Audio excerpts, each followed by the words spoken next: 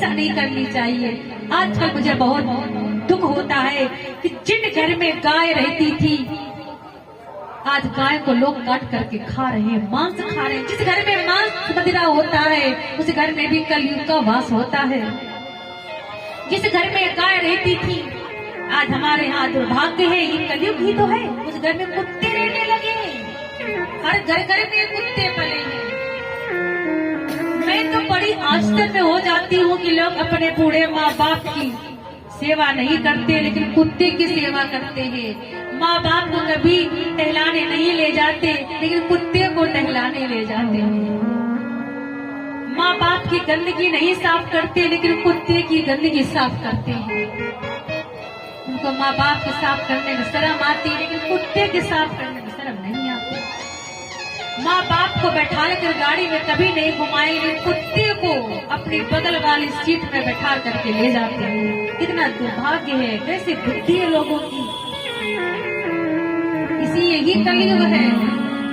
लेकिन सच कहती हूँ, ये उनके कुकर्म है, ये उनके पाप है कि उनको इंसानों की गंदगी साफ करने का भगवान ने सौभाग्य नहीं दिया, एक कुत्ते की गंदगी सौभाग्य दिया है। तो कुत्ते की गंदगी साफ करो। तुम्हारे इतने अच्छे अधिकार, इतने अच्छे तुम्हारे पुण्य नहीं है, तुम माँ बाप की सेवा करो।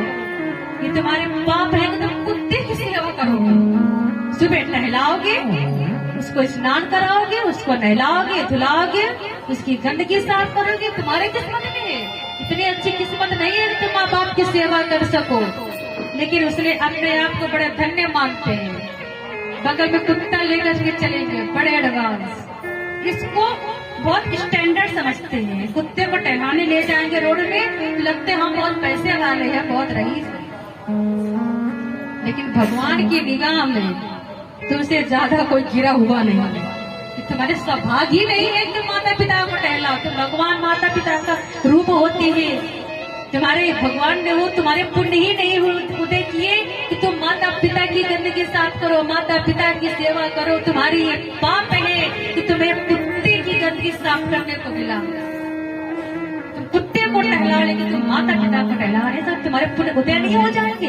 तुम माता पिता की गंदगी साफ करोगे, तुम्हारे सौभाग्य नहीं उदय हो जाएंगे। तुम्हारे ये पाप कर्म है, तुम्हारी यही सजा है कि मानव जीवन पा करके तुम मानव की सेवा न करके तुम कुत्ते की सेवा करोगी, जानवरों की सेवा करोगी। यही तेरे भाग्य में है।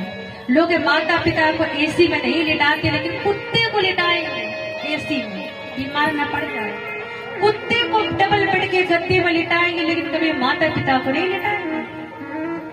माता पिता को अस्पताल लेकर के नहीं जाएंगे, बेचारे घर में खांसते रहते हैं। लेकिन कुत्ते को जरा सा फीवर आ जाए, तुरंत लेकर डॉक्टर के यहाँ भागते। ये क्या है? ये तुम्हारे पाप है। पाप स्टैंडर्ड नहीं हो, पैसे वाले रईस नहीं हो, ये तुम्हारे पाप है। तुम्हारी किस्मत में कुत्ते की सेवा लिखी है, लेकिन माँ बाप की सेवा करनी नहीं लिखी। जिस गाय में 33 कोटि देवी देवताओं का वास होता है, उस गाय को डंडे मार के दरवाजे से भगा दिया जाता है। जो हमारे घर में रहती थी वो आज रोडों में टहल रही है। जो रोड में टहलते वो हमारे घर में आकर के बैठ गए। कुत्ते का स्थान भगवान ने बाहर दिया, घर के अंदर नहीं।